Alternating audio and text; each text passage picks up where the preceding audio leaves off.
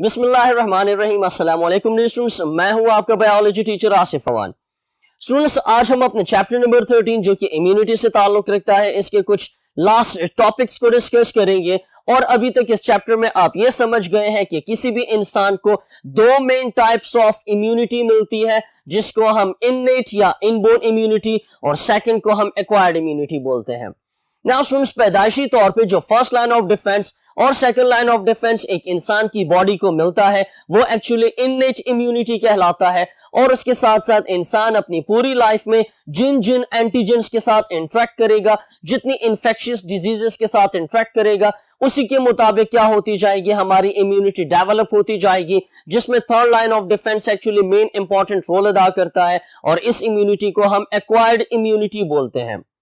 Now students, जो acquired immunity है वो आपके पास नेचुरल भी हो सकती है, आर्टिफिशियल भी हो सकती है। नाउ जो नेचुरल इम्यूनिटी है उसमें हमारे पास एक्चुअली होता यह है कि कोई भी living organism like a human body जिस एंटीजन के साथ इंटरेक्ट करेगा थ्रू इट्स लाइफ, वो इसी एंटीजन के खिलाफ क्या होती जाएंगी, एंटीबॉडीज बनेंगी, या हम कह सकते हैं हमारी इम्यूनिटी डेवलप होगी। और उसके साथ साथ वैक्सीन्स को भी हम यूज कर सकते हैं अपनी इम्यूनिटी को बढ़ाने के लिए। सो आज का जो लास्ट लेक्चर है, इसमें हम लेक्चर का आगाज करते हैं with what, with vaccination. Now students, जो वैक्सीनेशन है it can also be called as immunisation. It can also be called as what, immunisation.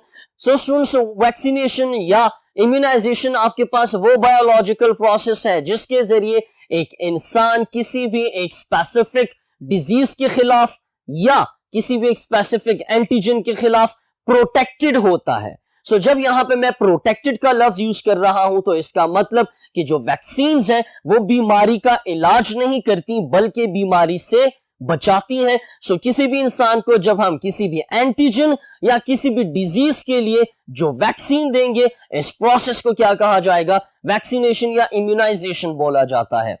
Now students, आप लोगों ने नोट किया होगा कि पूरे पाकिस्तान में हर 3 महीनों बाद जो है वैक्सीन पिलाई जाती हैं पोलियो के खिलाफ, ताकि पाकिस्तान से पोलियो बिल्कुल खत्म हो जाए। सो वो वैक्सीन एक्चुअली बच्चों की प्रोटेक्शन के लिए होती हैं। और वैक्सीन पिलाने को हम क्या बोलेंगे, वैक्सीनेशन या इम्यूनाइजेशन बोलेंगे। सो इसकी डेफिनेशन ये है दैट वैक्सीनेशन और immunisation is the process where, जहां पे ये वो प्रोसेस है जिसमें बॉडी को इम्यून बनाया जाता है, स्ट्रॉन्ग बनाया जाता है, ताकतवर बनाया जाता है, रेजिस्टेंट बनाया जाता है, उस बीमारी के खिलाफ कुव्वत मुदाफियत बढ़ाने के लिए। सो किसके खिलाफ, किसी भी इंफेक्शियस डिजीज के खिलाफ। सो इसमें आप क्या करेंगे कि इस प्रोसेस में बॉडी की इम्यूनिटी बढ़ती है डिजीजेस के खिलाफ। कैसे? By the administration of vaccines, by the administration of vaccine. So vaccine देने को वैक्सीनेशन बोलेंगे या इम्यूनाइजेशन बोलेंगे, जिसकी वजह से वो बच्चा, वो इंसान जो है उस बीमारी से महफूज रहेगा। नाउ स्टूडेंट्स, जो वैक्सीन है, वैक्सीन का जो लफ्ज है ये एक्चुअली डिराइव हुआ है from a word which is called as vacca, and vacca means what, vacca means cow pus. So students, जो वैक्सीन का लफ्ज है ये एक्चुअली वाका से निकला है, जिसका मतलब है काउ। नाउ अब आप सोच रहे होंगे कि गाय का वैक्सीन से क्या ताल्लुक है। सो इसके पीछे एक छोटी सी स्टोरी है। जैसा कि 1769 में हमारे पास एक बायोलॉजिस्ट थे जिनका नाम था एडवर्ड जेनर, और उन्होंने दुनिया की सबसे पहली वैक्सीन बनाई थी। और वो वैक्सीन जो उन्होंने जिस तरीके से बनाई थी, सो उसमें यूज किया गया था क्या, काउ यूज की गई थी कि जो हमारे पास डिजीज है काउ पॉक्स। सो उसने क्या किया कि काउ पॉक्स का वायरस लिया और उसको एक 13 साल के बच्चे को इंजेक्ट किया, और इंजेक्ट करने के बाद उसमें स्मॉल पॉक्स का वायरस जो है वो डाल दिया गया, जिसके बाद पता ये चला कि वो बच्चा जो है उसको डिजीज कॉज नहीं हुई। सो स्टूडेंट्स, पहली बार जो है गाय की मदद से वैक्सीन डेवलप की एडवर्ड जेनर ने। सो इस वजह से वाका जो लफ्ज है ये हमें वैक्सीन की तरफ ले जाता है। नाउ स्टूडेंट्स, वैक्सीन्स करते क्या है कि वैक्सीन्स एक्चुअली स्टिमुलेट करते हैं, इनहांस करते हैं, इंक्रीज करते हैं एक इंसान के इम्यून सिस्टम को, ताकि वो प्रोटेक्टेड रहे, ताकि वो बचा रहे किसी भी एक इंफेक्शियस डिजीज से। नाउ जो वैक्सीन है वो हम सिर्फ और सिर्फ इंसानों को नहीं दे सकते बल्कि जानवरों को भी दे सकते हैं, जैसे आपके पास गाय है, भेड़ है, बकरियां हैं, और इसी तरह बहुत सारे जो वाइल्ड एनिमल्स हैं, टैम्ड एनिमल्स हैं, उनके लिए भी हम वैक्सीन को यूज करते हैं ताकि वो बीमार ना हो। सो याद ये रखना है कि वैक्सीन किसी बीमारी का इलाज नहीं है बल्कि ये क्या है, प्रोटेक्शन है। Nowadays students, जो वैक्सीन है इसको आप डिफाइन ऐसे करेंगे कि वैक्सीन हमारे पास एक इम्यूनो बायोलॉजिकल सब्सटेंस है।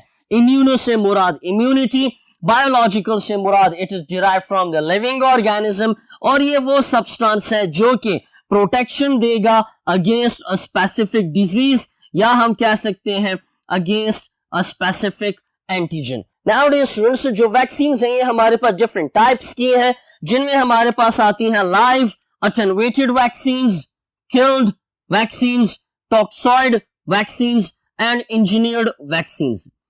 स्टूडेंट्स, होता क्या है कि जिस एंटीजन के खिलाफ हमें वैक्सीन बनानी है, तो होता यह है कि एक्चुअली वो जो एंटीजन है उसको आप लिविंग फॉर्म में भी ले सकते हो। लिविंग फॉर्म में लेने के बाद आप उसको इंजीनियर्ड कर देते हो थ्रू जेनेटिक इंजीनियरिंग, जिसकी वजह से वो लिविंग एंटीजन डिजीज कॉज नहीं कर सकता, लेकिन उसको बॉडी में इंजेक्ट कर दिया जाता है और इसको हम वैक्सीन बोलते हैं। नाउ जब वो जिंदा और चेंज हुआ, इंजीनियर्ड हुआ जो एंटीजन है, जो कि बॉडी में जाने के बाद डिजीज को कॉज करने के काबिल नहीं होता, लेकिन हमारी बॉडी की उसके लिए ट्रेनिंग हो जाती है, इम्यून सिस्टम उसको एंटीजेंस को लेता है, उसको टी सेल्स को प्रेजेंट करता है, बी सेल्स को प्रेजेंट करता है, जिसकी वजह से एंटीबॉडीज बनती हैं, और कल को खुदा न खास्ता अगर वो एंटीजन जिंदा फिर आ जाता है तो ऑलरेडी मेमोरी बी सेल्स मौजूद होंगे। सो लाइव अटेनुएटेड वैक्सीन का मतलब कि ये वो वैक्सीन हैं जिसमें जो बैक्टीरिया होगा, जो एंटीजन होगा, उसको लिविंग फॉर्म में बॉडी में इंजेक्ट कर दिया जाता है, लेकिन थोड़ा सा वो चेंज होता है ताकि बीमारी कॉज ना कर सके। उसके साथ साथ कुछ जो वैक्सीन है वो किल्ड वैक्सीन होती हैं। किल वैक्सीन का मतलब यह है कि जो एंटीजन है उसको किल कर दिया जाता है। फॉर एग्जांपल, आप किसी भी बैक्टीरिया के खिलाफ वैक्सीन बनाना चाहते हैं, सो उस बैक्टीरिया का कल्चर आप लेंगे, उसको आप बहुत ज्यादा हीट करेंगे, हीट करने की वजह से वो किल्ड हो जाएंगे, और आफ्टर दैट किलिंग उस बैक्टीरिया को आप इंसान की बॉडी में इंजेक्ट करेंगे।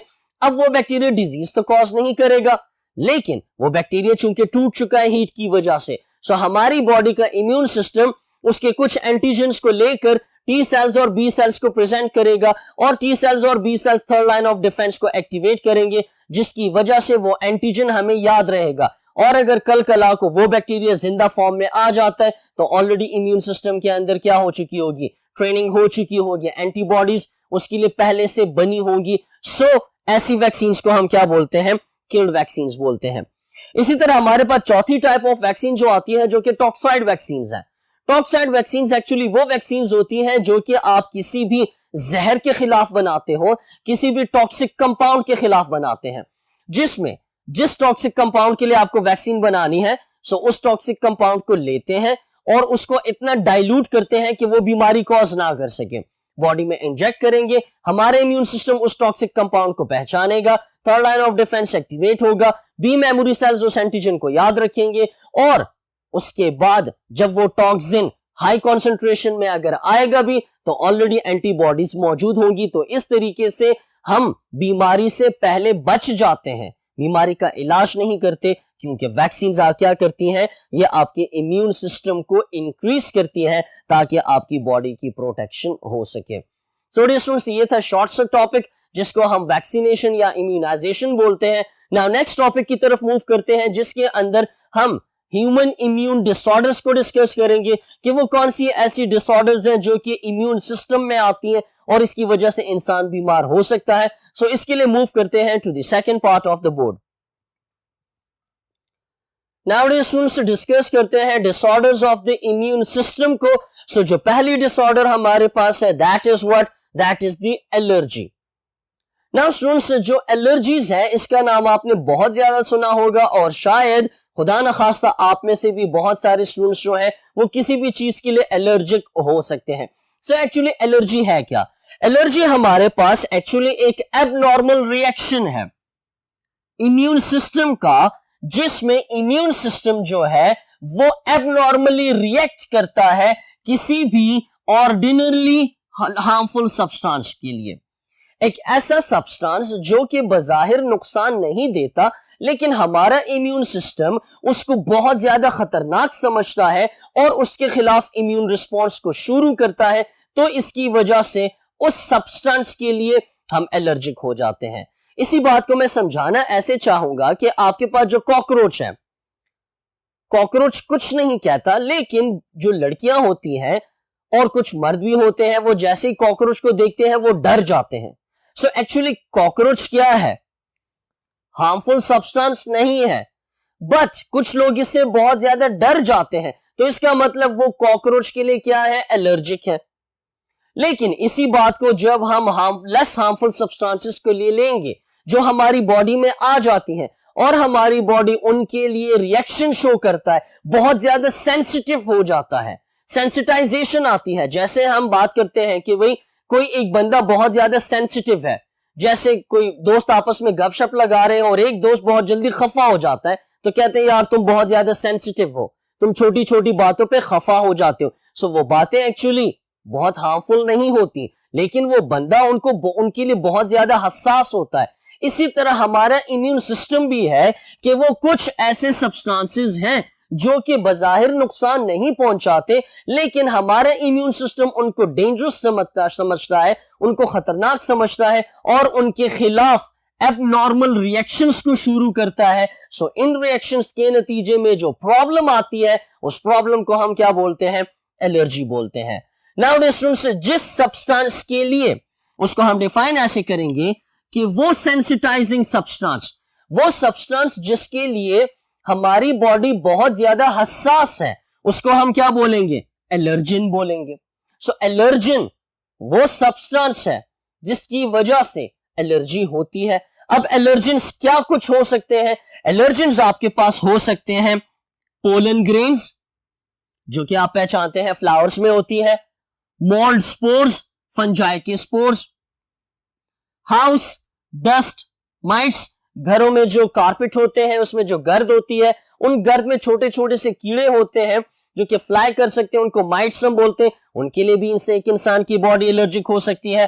साथ में एनिमल डैंडर, जो जानवर है जो घर में हम पालते हैं, फॉर एग्जांपल बिल्ली हो जाती है, कुत्ता है, उसके जिस्म पे जो खुश्की होती है उसके लिए बहुत सारे लोग एलर्जिक हो सकते हैं। साथ में फूड्स हैं, कुछ लोग आपने देखा होगा कि वो ग्लूटीन के लिए एलर्जिक होते हैं, जो कि आपके पास एक फूड है। उसके साथ साथ इंसेक्ट बाइट्स हैं, जब इंसेक्ट्स काटते हैं या उनके जो डंग होते हैं उनके लिए कुछ लोग एलर्जिक होते हैं। जैसे हम बात करें वैस्प की, जिसको उर्दू में जंबूरी कहा जा सकता है और पश्तो में उसको मुचई बोलते हैं या डंबरा बोलते हैं। सो कुछ इंसानों को वो जब काटती है सो वो जगह बहुत ज्यादा सूज जाती है और कुछ इंसानों में वो बहुत सूजती नहीं है, वो जगह जहां पे काटा हुआ है वो बहुत ज्यादा सूजता नहीं है। सो ये भी एलर्जिक आपके पास है। उसके साथ साथ आपके पास डिफरेंट टाइप्स ऑफ प्लांट्स हैं, कुछ ऐसे प्लांट्स हैं जैसे ही आप उनको टच करते हैं खारिश होना शुरू हो जाती है। सो अब खारिश क्या है? इन्फ्लेमेशन है। सो वो प्लांट हार्मफुल नहीं है, लेकिन हमारा इम्यून सिस्टम इन्फ्लेमेशन को स्टार्ट करता है, सो इसका मतलब हम उस प्लांट के लिए एलर्जिक हुए।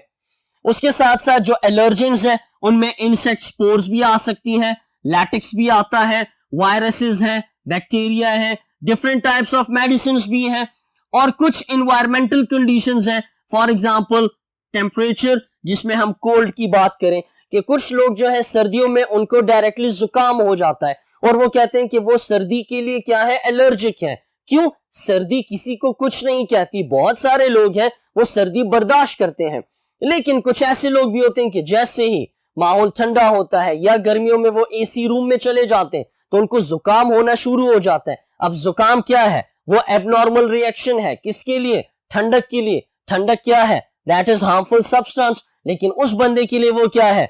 एलर्जिन के तौर पे काम करता है।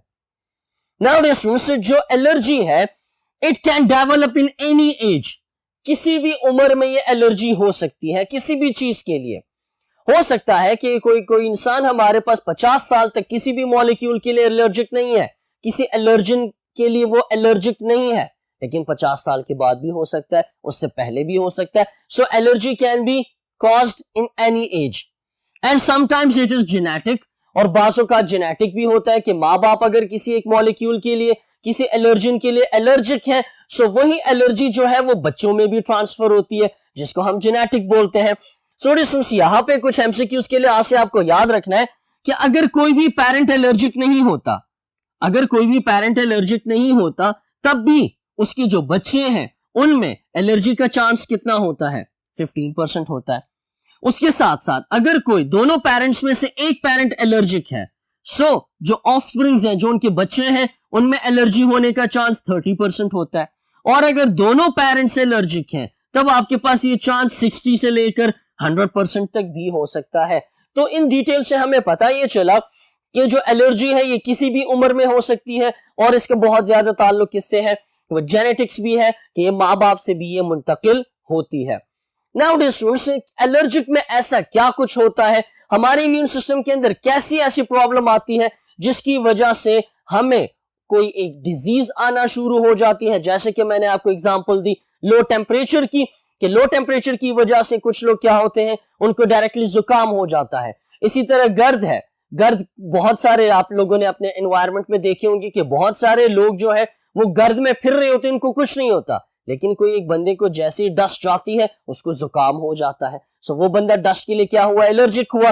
सो एक्चुअली होता क्या है उसकी हमारे पास, यहां से हम शुरू करेंगे मैकेनिज्म कि जब भी कोई एक एलर्जिन, वो pollen grain, spore, dust, dander, food, insects, medicine, temperature, कुछ भी हो सकता है।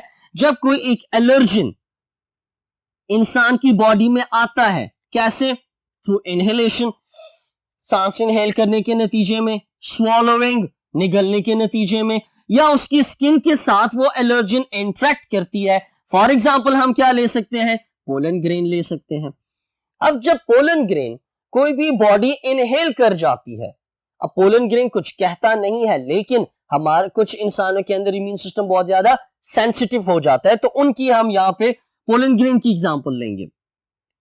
सो जैसे ही पोलन ग्रेन इनहेल होता है और वो आता है ब्लड में, या कोई भी एलर्जिन आता है ब्लड में, सो क्या होता है कि ब्लड के अंदर जो मौजूद व्हाइट ब्लड सेल्स हैं वो उस एंटीजन को पहचानते हैं, और वो एंटीजन पहचानने के बाद third line of defence activate होता है, जिसकी वजह से जो बी सेल्स है वो एंटीबॉडीज बनाते हैं। और कौन सी एंटीबॉडी बनती है पोलन ग्रेन के लिए? That is immunoglobulin E, IgE, जो कि हमने एंटीबॉडीज में पढ़ा था। नाउ ये IgE जो है, इस एंटीबॉडी की सिक्रीशन की वजह से क्या होता है? एक केमिकल, एक मॉलिक्यूल सिक्रीट होता है ब्लड में, जिसको हिस्टामीन बोलते हैं। और ये हिस्टामीन क्या करता है? उस इंसान की बॉडी में म्यूकस सिक्रीशन को या इन्फ्लेमेशन को ज्यादा कर देता है। और म्यूकस आपके पास एक्चुअली वो लिक्विड है जो कि हमारी नोज में होता है, ट्रेकिया में होता है, स्मॉल इंटेस्टाइन्स में है, स्टमक में मौजूद है। सो इसकी वजह से म्यूकस ज्यादा हो जाता है। अगर नाक में ज्यादा हो जाता है तो जुकाम आ जाता है। सो एक्चुअली हमारे पास इसका मैकेनिज्म कैसे होगा कि जब एलर्जिन आएगा उसके नतीजे में IgE की प्रोडक्शन होती है, और इस IgE की प्रोडक्शन की वजह से और मॉलिक्यूल्स आते हैं, जिसके नतीजे में इन्फ्लेमेशन होगी, जिसके नतीजे में क्या होगा? इन्फ्लेमेशन होगी। नाउ जो कॉमन एलर्जीज ह्यूमन पॉपुलेशन में पाई जाती हैं, उनमें आपके पास है एलर्जिक राइनाइटिस जो कि बुखार है, अस्थमा है जो कि सांस लेने की प्रॉब्लम है, एक्जिमा है, और उसके साथ साथ एलर्जिक शॉक्स हैं जिनमें पेन्स वगैरह आती हैं। नाउडेज जो एलर्जी है उसका इलाज हमारे पास इतना खातिर खास सक्सेसफुल टिल नाउ नहीं है, लेकिन एक ही इलाज है कि जिस चीज से के लिए इंसान एलर्जिक है उस चीज से खुद को रोके। सो जब रोकेगा तो IgE की प्रोडक्शन नहीं होगी। जब IgE की प्रोडक्शन नहीं होगी सो एबनॉर्मल रिस्पॉन्स जो है वो प्रोड्यूस नहीं होगा। कुछ ऐसी ड्रग्स दी जाती हैं जिसकी वजह से इम्यूनोग्लोबुलिन ई की प्रोडक्शन कम हो जाती है, लेकिन इम्यूनोग्लोबुलिन ई जो है हमें बहुत सारी और डिजीज से रोकने के लिए भी जरूरी होता है। सो डिस्टेंस ये था आपके पास एक शॉर्ट सा topic on what on the allergies. Now let's move on to the second immune disorders जो कि आपके पास third part of the board में है। नाउ डिस्टेंस जो सेकंड इम्यून डिसऑर्डर है that is what auto immune disorders. और auto immune disorders क्या है? इसकी डेफिनेशन पे जाने से पहले सिंपल सी एक बात है कि हमारा जो इम्यून सिस्टम है वो सेल्फ और नॉन सेल्फ में फर्क करता है। जो हमारे खुद की बॉडी है, हमारे इम्यून सिस्टम हमारे बॉडी के अंदर हर एक पार्ट को अपना समझता है, लेकिन इस अपने के अलावा अगर कोई भी नॉन सेल्फ आता है जो कि फॉरेन सब्सटेंस होगा और वो हार्मफुल है, तब इम्यून सिस्टम एक्टिवेट होगा। अब इम्यून सिस्टम एक्टिवेट कैसे होगा कि जो एंटीजन है उसके सरफेस के ऊपर जो रिसेप्टर्स होते हैं या जो प्रोटीन्स होती हैं उनको हमारे इम्यून सेल के रिसेप्टर्स पहचानते हैं, और जैसे ही एंटीजन और इम्यून रिस्पॉन्स के रिसेप्टर्स आपस में बाइंड होते हैं, फॉर एग्जांपल मैं ये कहूं कि ये आपके पास एक एंटीजन है, ये ढक्कन, और ये इम्यून सेल है, ये जैसे एक दूसरे में फिट हो जाते हैं, इस सेल के अंदर सेल सिग्नलिंग स्टार्ट होती है, या तो इसमें किलिंग होगी, फैगोसाइटोसिस होगी, या बहुत सारे और इम्यून रिस्पॉन्सेज आएंगे। तो इसी तरह अगर हमारी बॉडी के अंदर कुछ ऐसे रिसेप्टर्स, कुछ ऐसे मॉलिक्यूल्स बन जाएं जो कि एंटीजन की शक्ल की तरह है, हमें नुकसान नहीं देते लेकिन सिर्फ उनकी शक्ल वैसे मिल रही है, तो हमारा इम्यून सिस्टम क्या होगा, वो सेल्फ और नॉन सेल्फ में फर्क नहीं कर सकेगा, और इम्यून सिस्टम अपने ही सेल्स को, अपने ही टिश्यूज को, अपने ही ऑर्गन्स को खाना शुरू कर देगा, उनको डैमेज करना शुरू कर देगा, और इसके नतीजे में मौत भी वाकया हो सकती है। इस किस्म की डिजीजेस को हम क्या बोलते हैं, ऑटो इम्यून डिसऑर्डर्स बोलते हैं। ऑटो इम्यून डिसऑर्डर्स हमारे पास एक्चुअली वो डिजीज है जो कि तब होती है जब बॉडी पैदा करता है an inappropriate response again its own tissues. ये वो डिजीज है जिसमें जिस्म अपने ही टिश्यूज के खिलाफ एक्टिवेट हो जाता है और उन्हीं को डैमेज करना शुरू कर देता है। इसकी वजह क्या है? इसकी वजह यह है कि इम्यून सिस्टम सेल्फ और नॉन सेल्फ में फर्क नहीं कर पाता, और नॉन सेल्फ में इसलिए, सेल्फ और नॉन सेल्फ में इसलिए फर्क नहीं कर पाता कि अक्सर हमारी बॉडी के मॉलिक्यूल्स जो हैं वो किसी भी डिजीज की वजह से ऐसे चेंज हो जाते हैं कि एंटीजन की शक्ल और इनकी शक्ल सेम होती है, तो इम्यून सिस्टम क्या करता है, उनको पहचानता है कि ये एज ए नॉन सेल्फ है और अपने ही सेल्स को डैमेज करना शुरू कर देता है।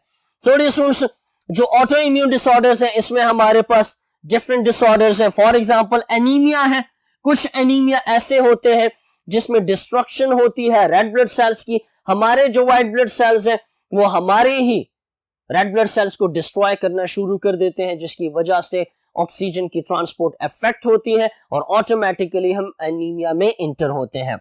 जो सेकेंड एग्जांपल हमारे पास ऑटो इम्यून डिसऑर्डर में है that is the lupus. Lupus actually muscle या जॉइंट पेन है। इसमें किडनीज भी अफेक्ट होती हैं या दूसरे जो ऑर्गन्स हैं हमारी बॉडी के वो भी डैमेज हो सकते हैं। और बार बार मैं कह रहा हूं कि वजह क्या है ऑटो इम्यून डिसऑर्डर की, कि इम्यून सिस्टम सेल्फ और नॉन सेल्फ में फर्क नहीं कर पाता। उसके साथ साथ जुवेनाइल रूमेटॉइड आर्थराइटिस है, जिसमें जो जॉइंट है, जो आपके पास नीज है, वो एक्चुअली डैमेज होना शुरू हो जाती है। इसी तरह स्क्लेरोडर्मा है, इसमें एक्चुअली इन्फ्लेमेशन होती है, दर्द होती है, जलन है, सूजन खारिश होती है स्किन में, जॉइंट्स में या और इंटरनल ऑर्गन्स में। साथ में एंकाइलोसिंग स्पॉन्डिलाइटिस है। एंकाइलोसिंग स्पॉन्डिलाइटिस एक्चुअली ऑटोइम्यून डिसऑर्डर है जिसमें इन्फ्लेमेशन होगी रीढ़ की हड्डी की, जिसको हम स्पाइन बोलते हैं। साथ में जुवेनाइल डर्मेटोमायोसाइटिस है। जुवेनाइल डर्मेटोमायोसाइटिस एक्चुअली इन्फ्लेमेशन है स्किन की और मसल्स की, मतलब स्किन और मसल्स जो है इसमें डैमेज होना शुरू हो जाते हैं। नाउ स्टूडेंट्स, हमारी बॉडी का हर एक हिस्सा, हर एक सेल, हर एक टिश्यू इंपॉर्टेंट है। अगर वो डैमेज होंगे तो अल्टीमेटली डेथ की तरफ इंसान जाता है। और अफसोस की बात यह है कि ऑटो इम्यून डिसऑर्डर जो है इनका हमारे पास कोई भी इलाज नहीं है, लेकिन कुछ ऐसी ड्रग्स हैं जिनकी वजह से जो डैमेज है उसकी रफ्तार क्या हो जाती है, वो कम हो जाती है। इसकी मिसाल आप एड्स के तौर पे लेते हैं। ऑटो इम्यून डिसऑर्डर जो है आपके पास एड्स, जो कि HIV की वजह से होता है। नाउ HIV जो वायरस है वो हमारे CD8 सेल्स, हमारे जो T सेल्स है उनमें ग्रो करता है। अब इम्यून सिस्टम के पास एक ही ऑप्शन बचता है कि वायरस को खत्म करने के लिए वो उस सेल को ही क्या कर देता है, डैमेज कर देता है। अब जब टी सेल्स हमारे पास खत्म होगा तो इसका मतलब इम्यूनिटी क्या होगी, वो कमजोर होती जाएगी। इस वजह से जो एड्स है उसमें भी हम ऑटो इम्यून का लफ्ज यूज करते हैं। ऑटो इम्यून का मतलब इंसान का इम्यून सिस्टम खुद ही अपने जिस्म को खाना शुरू कर देता है, उसको डैमेज करना शुरू कर देता है। नाउ स्टूडेंट्स, उसके साथ साथ हमारे पास एक और प्रॉब्लम है और ये आपका लास्ट टॉपिक है, that is what transplant rejection. What is transplant? जब कोई भी एक बीमार बंदा जिसके कुछ सेल्स या टिश्यूज या ऑर्गन्स डैमेज हो जाते हैं तो हम करते क्या है कि किसी भी एक हेल्दी पर्सन से सेल्स, टिश्यूज या ऑर्गन्स को लेकर उस बंदे में डाल देते हैं। इस ऑपरेशन को हम ट्रांसप्लांट बोलते हैं। लेकिन जिस बॉडी से आप ऑर्गन, टिश्यू या सेल लेकर जिस बॉडी में डाल रहे हो तो उसको हम डोनर बोलते हैं, और जिस बॉडी में ट्रांसप्लांट किया जा रहा है उसको रेसिपिएंट बोलते हैं। नाउ ट्रांसप्लांट करने से पहले डोनर और रेसिपिएंट के कुछ टेस्ट होते हैं, जिनमें से पहला टेस्ट आपके पास क्या होता है? पहला टेस्ट इसका होता है कि दोनों डोनर और रेसिपिएंट का क्या होना चाहिए? सेम ब्लड ग्रुप होना चाहिए। दोनों का ब्लड ग्रुप सेम होना चाहिए। अगर डोनर का blood group let's suppose B positive है तो रेसिपिएंट का बी पॉजिटिव होना चाहिए। अगर रेसिपिएंट का ब्लड ग्रुप ओ नेगेटिव है तो डोनर का भी ओ नेगेटिव होना चाहिए। उसके साथ साथ जो दूसरा टेस्ट किया जाता है उसको हम HLA टेस्ट बोलते हैं। HLA टेस्ट से मुराद क्या है? Human leukocyte antigen test. Human leukocyte से मुराद क्या है? White blood cells. Now students, हमारे जो व्हाइट ब्लड सेल्स हैं उन पे 6 किस्म की ऐसी प्रोटीन्स हैं जिनके खिलाफ एंटीबॉडीज बन सकती हैं। लेकिन हमारी बॉडी उन एंटीजेंस, इन HLAs के लिए एंटीबॉडी नहीं बनाएगा, क्योंकि हमारा इम्यून सिस्टम अपने व्हाइट ब्लड सेल्स के ऊपर ये जो 6 किस्म की प्रोटीन्स हैं इनको सेल्फ समझता है। इनको क्या समझता है? सेल्फ। सो डोनर और रेसिपिएंट के जो व्हाइट ब्लड सेल्स के ऊपर ये जो 6 प्रोटीन्स होती हैं ये कम से कम 3 मैच करनी चाहिए। अगर 6 मैच कर जाती हैं तब बहुत ज्यादा अच्छा होगा। उसके साथ साथ जो तीसरा टेस्ट किया जाता है उसको हम एक्चुअली क्या बोलते हैं? एग्लूटिनेशन टेस्ट बोलते हैं, जिसमें एक्चुअली जो ब्लड है डोनर और रेसिपिएंट के उनको मिक्स किया जाता है। अगर कोगुलेशन हो जाती है, इसको आप क्या बोल सकते हो? कोगुलेशन टेस्ट बोल सकते हैं। सो ये 3 टेस्ट हैं। अगर ये पॉजिटिव आते हैं तब क्या किया जाता है? जो डोनर है उससे सेल, टिश्यूज या ऑर्गन्स को रेसिपिएंट में ट्रांसप्लांट कर दिया जाता है। लेकिन जो डोनर का इम्यून सिस्टम है वो कभी भी उन सेल्स को, उन टिश्यूज को, उन ऑर्गन्स को जो कि डोनर से आए हैं उनको रिजेक्ट कर सकता है, कभी भी कर सकता है। और इस फिनोमिना को हम क्या बोलते हैं? ट्रांसप्लांट रिजेक्शन बोलते हैं। नाउ स्टूडेंट्स, ये जो रिजेक्शन है ये 1 दिन बाद भी हो सकती है, 1 साल बाद भी हो सकती है, 10 साल बाद भी हो सकती है।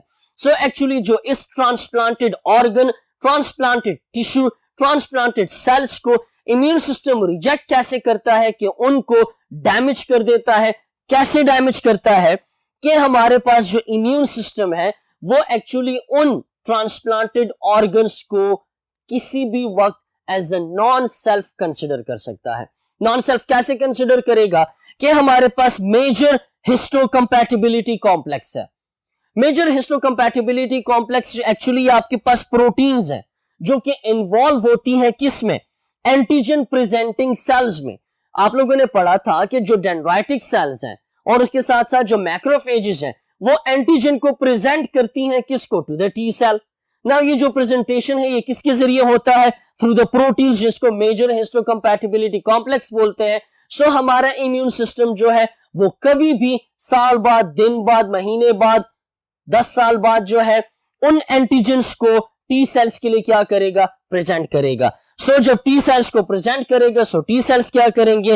वो या तो लिम्फोकाइन्स बनाएंगे, कुछ ऐसी प्रोटीन्स बनाएंगे जो कि उस ऑर्गन, टिश्यू या सेल को डैमेज करेगा, या कुछ बी सेल्स बनाएंगे। और बी सेल्स आप लोगों को पता है that they make what? They make the antibodies. और एंटीबॉडीज जाकर उस ट्रांसप्लांटेड ऑर्गन को कभी भी डैमेज कर सकती है। सो फिर होता यह है कि जो डोनर है, डोनर को ट्रांसप्लांट होने के बाद कुछ मेडिसिन दी जाती हैं और उनको हम क्या बोलते हैं? इम्यूनो सप्रेसेंट ड्रग्स बोलते हैं। उनको क्या कहा जाता है? इम्यूनोसुप्रेसेंट ड्रग्स। ऐसी ड्रग्स जो कि इस रेसिपिएंट के इम्यून सिस्टम को कमजोर रखता है, ताकि उसका मेजर हिस्टोकम्पैटिबिलिटी कॉम्प्लेक्स और एंटीजन प्रेजेंटिंग सेल्स जो है वो क्या रहे? सप्रेस रहे, वो कमजोर रहे, ताकि लिम्फोकाइंस ना बने और बी सेल्स ना बने, एंटीबॉडीज ना बने, और वो इंसान जो है कुछ अरसे तक अपनी जिंदगी जो है उसको कंटिन्यू रख सके। लेकिन याद ये रखना है कि इम्यून सिस्टम कभी भी एक्टिवेट होके उन ऑर्गन्स को क्या कर सकता है? रिजेक्ट कर सकता है। सो एक्चुअली हमारा जो इम्यून सिस्टम है वो ट्रांसप्लांटेशन में भी हमारे लिए क्या है? एज अ डिसऑर्डर के तौर पे आ सकता है। सो स्टूडेंट्स, ये थे आज के टॉपिक्स, जिसमें वैक्सीनेशन, साथ साथ में एलर्जी और इम्यून ऑटो इम्यून डिसऑर्डर्स, और साथ में ट्रांसप्लांट रिजेक्शन को हमने डिस्कस किया। और यहीं पे आपके कोर्स का द एंड होता है। आई होप कि ये कोर्स आपको बिल्कुल क्लियर हो चुका होगा, और इस दुआ और उम्मीद के साथ आपसे इजाजत चाहूंगा कि आप बोर्ड के एग्जाम्स में बहुत अच्छे नंबर लें और आगे आपकी तमाम जो लाइफ है वो कामयाबी और कामरानी से हमकिनार हो। सो अपना बहुत ज्यादा ख्याल रखिएगा और मुझे दुआ में याद रखिएगा। अल्लाह हाफिज।